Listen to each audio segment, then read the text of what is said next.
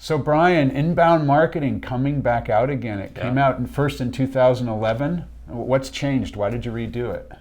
A lot. I kind of feel like inbound marketing has crossed the chasm. It was something no one had ever heard of back then, and now it's a thing. A lot has changed in terms of the social networks and in terms of search. Google's changed a lot about how it decides whether you're worthy of ranking.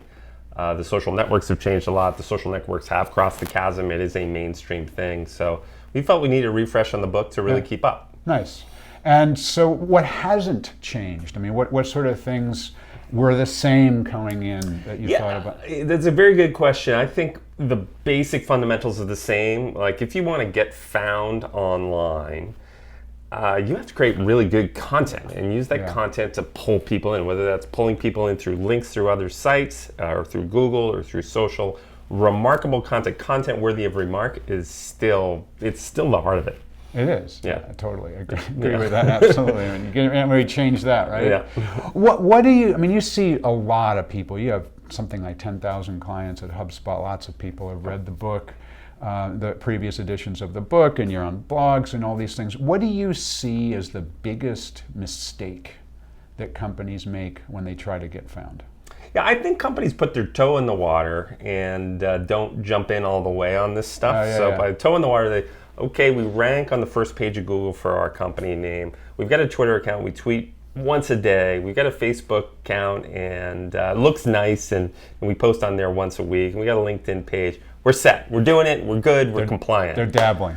They're dabbling. Dabbling doesn't work. You've kind of got to lean in and do it. Create original content. Get very good at socializing it, and really jump in all the way and get really good at measuring the results of it. I think another mistake, David, that people make is they're not good at measuring what's going on, so they've got no idea what it costs them to acquire a customer, and they're throwing good money after bad into Google AdWords or billboards or lists and all this stuff, and that's the other big problem is people just don't know how to measure it. So it's kind of like they can invest their money to do Google Ads or whatever it is, or they can invest their time to create content. Yes. And do you think they're less willing to invest time than they are money? Is that why they're only dabbling, do you think? I think your success with inbound marketing is much more about the width of your brain than the width of your wallet. It used to be you could throw money at it and you get results, and it's harder to throw money at it. I mean, you throw money at ads and God, people don't watch TV ads. I just think of myself.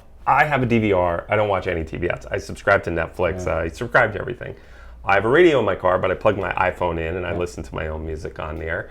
I have ad blocker software, so I don't really see the ads on the internet. It's just like, it's harder and harder to turn dollars into interest. It's easier and easier to turn brain power into interest. Absolutely. And as people are doing a search, you obviously want them to get found, which is marketing, but then it quickly turns into sales, doesn't it? When someone says, okay, now I'm interested, I'm ready to take the next step, I want to engage one-on-one with this customer. Tell me a little bit about how sales and marketing works together in this inbound world. Sure, I sort of break it into different levels of stranger to visitor is the key level. How do you turn perfect strangers into visitors to your site? And that's hard, and that's core inbound marketing, creating content, pulling people in through social and search and stuff like that. And then once you got them to your site, how do you turn that visitor into a lead? And I think a mistake a lot of people make is they pound them over the head with very aggressive offers. I think you need lighter offers, ebooks, things like that on your site that pull them in and create them as a record in your system. And then you nurture them over time by email and through your site and through social, and then get more aggressive on your offers as they're further down the funnel. So I think people aren't very good at stranger to visitor, and they're not very good at visitor to lead. They're too aggressive there. In terms of the sales folks, I think what do you mean by they're too aggressive? They're too aggressive, like people who have those pop-ups that like will ride across the site. It's like click here, or talk to a sales rep now, right? Or fill out this form. It's just too aggressive too early. I think people need to think about their site. So somebody visits your site, and the first time I visit your site, the call to action shouldn't be talk to a sales rep. The call to action should be something subtler, like sign up for this survey, or download our ebook or get a consultation, whatever it would be, but it shouldn't be hardcore. Then if somebody engages there, then the next time they visit your site and your homepage should change, and it should be a richer offer that's further down the funnel. Yeah. And then what about, so then that's how you get the one-to-one. It becomes sort of the company to one, and then it becomes one-to-one as the salesperson. Yeah, exactly. And then those salespeople, I think the role of the salesperson has changed quite a bit. It used to be that the sales process would always start with a cold call, and that sales rep owned the relationship and sort of pulled that prospect down the funnel. And don't we know it, because we both made many cold calls in our career. Totally.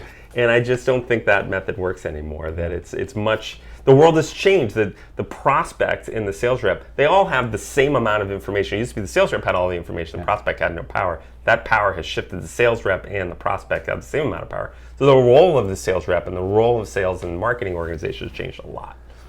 Awesome. Inbound marketing version 2. Good luck with it. Thank you.